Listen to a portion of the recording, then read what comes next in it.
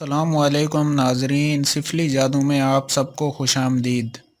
دوستو، آج میں آپ کے لیے ایک ایسا عمل لے کے آیا ہوں جس کو کرنے سے آپ اپنے ناراض محبوب کے دل میں اپنے لیے احساس پیدا کر سکتے ہیں، اور شادی شدہ حضرات اپنی ناراض بیوی کے لیے بھی کر سکتے ہیں، اور یہ عمل خواتین بھی کر سکتی ہیں۔ دوستو، یہ عمل 5 دن کا ہے۔ اگر آپ نے اس عمل کی زکوٰۃ ٹھیک سے ادا کر لی تو دوستو، میں 100% گارنٹی کے ساتھ کہتا ہوں کہ آپ کا ناراض محبوب یا بیگم ناراض ہے تو وہ خود آپ کے پاس چل کے آئے گی یا آئے گا۔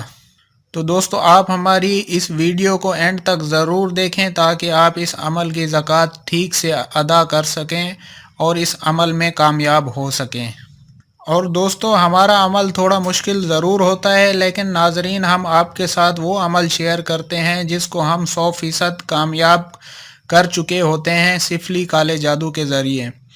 تو دوستو، آج کے اس عمل کی طرف جانے سے پہلے میری آپ تمام ناظرین سے گزارش ہے کہ آپ ہمارے یوٹیوب چینل سفلی جادو کو سبسکرائب ضرور کر لیں تاکہ ہماری آنے والی نئی ویڈیو آپ تک بآسانی پہنچتی رہے۔ تو دوستو، چلتے ہیں آج کے اس منتر کی طرف۔ دوستو، ویڈیو میں جو منتر آپ کو دکھائی دے رہا ہے، یہ منتر ایک بار میں آپ کو پڑھ کے بھی سنا دیتا ہوں۔ کاسیاتو جدا والحب القلب۔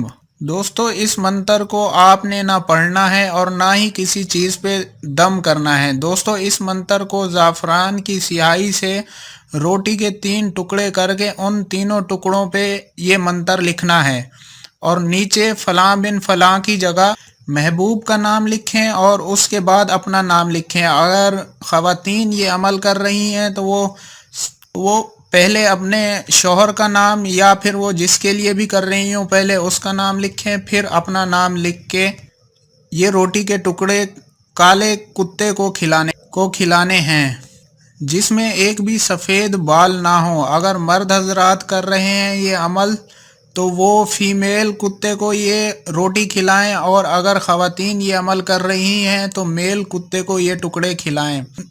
ناظرین، اگر آپ نے یہ عمل ٹھیک سے کیا تو میں 100% گارنٹی سے کہتا ہوں کہ آپ کا محبوب یا بیوی یا شوہر جس کے لیے بھی یہ عمل کر رہے ہوں گے وہ آپ کے پاس خود چل کے آئے گا اور آپ سے معافی بھی مانگے گا۔